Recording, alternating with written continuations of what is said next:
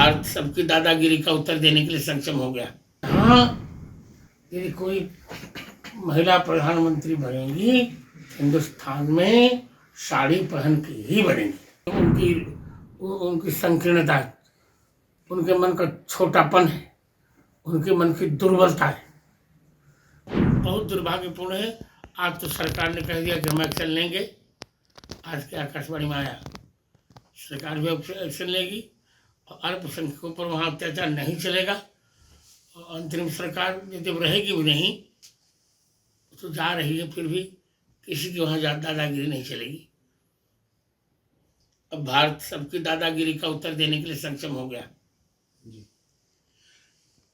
कल एक बड़ा बयान जो हैदराबाद के सांसद है ओवैसी जी, उन्होंने कहा कि भारत का संविधान कहता है कि सभी जो मजहब के लोग हैं, जो इस देश के नागरिक है, वो सर्वोच्च पद जो चाहे प्रधानमंत्री का हो, राष्ट्रपति का हो, मुख्यमंत्री का हो, उसमें आसीन हो सकते हैं। इंशाल्लाह एक दिन उनका सपना है कि एक दिन हिजाब पहनी हुई बेटी देश की प्रधानमंत्री बनेगी। उन्होंने ये वक्तव्य कल जो महाराष्ट्र में एक चुनावी रैली के दौरान दिया। किस तरह देखते हैं आप उनके इस वक्तव्य को? दुर्भाग्यपूर्ण है। हमने राष्ट्रपति तो बना ही दिया भारत में। अबुल कलाम आजाद बने, अबुल कलाम भी बने, और अब फखरुद्दीन अली भी अहमद भी बने थे राष्ट्रपति। हमने तो बना ही दिया, अब क्या चाहिए? वो ये कहते हैं कि उनका सपना है कि एक दिन इस देश में हिजाब पहनी हुई बेटी भी प्रधानमंत्री बनेगी, चाहे वो रहे या नहीं रहे, लेकिन उनका सपना है। ठीक है, उद्योग स्वप्न है। यहाँ यदि कोई महिला प्रधानमंत्री बनेगी, हिंदुस्तान में साड़ी पहन के ही बनेगी। महाराज जी, एक और मेरा सवाल है, क्योंकि जिस तरह देश में लगातार आपने सनातन बचाने के लिए संतों ने आगे पहल की, सनातन की रक्षा की, अयोध्या में भगवान श्री राम का मंदिर भी बना, और अब चूंकि कृष्ण जन्मभूमि की बारी है, संत चाहते हैं, सनातन से जुड़े लोग चाहते हैं कि उसमें भी पहल हो, क्योंकि आप लोग भी लगातार ये प्रयास कर रहे हैं।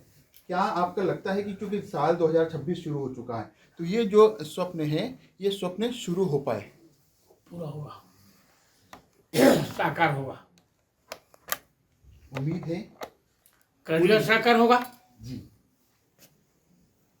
इस देश में साधु संत की पहल से सनातन की भी रक्षा हो रही है, लेकिन जिस तरह कुछ जगह लगातार उपद्रव फैल रहा है, बात की जाए भी पिछले दिनों की ही, जिस प्रकार से अमेरिका के जो राष्ट्रपति है ट्रंप, उनके जो बयान आए, भारत एक बड़ी शक्ति बनकर उभर रही है, लेकिन उनके जो बयान आ रहे हैं, कहीं ना कहीं इस चीज को लेकर भी कंट्रोवर्सी बनी हुई है। भाई, कंट्रोवर्सी नहीं बनी है, लोग हमारे भारत को देखकर जलन कर रहे हैं, ईर्ष्या कर, सहन नहीं कर पा रहे जी। एक लास्ट सवाल और है मेरा, अंतिम सवाल। जिस प्रकार से बयान ओवैसी देते हैं, कहीं ना कहीं जब देश में सब तरीके से सही चलता है, लेकिन एक चुनाव की रैली में इस प्रकार का बयान कि देश की बेटी हिजाब पहनी हुई बेटी ही देश की प्रधानमंत्री बनेगी, इस प्रकार के सपने, जबकि संविधान सब कुछ कहता है, लेकिन इस प्रकार के बयान देने की जरूरत कहाँ पड़ती है? कोई आवश्यकता नहीं।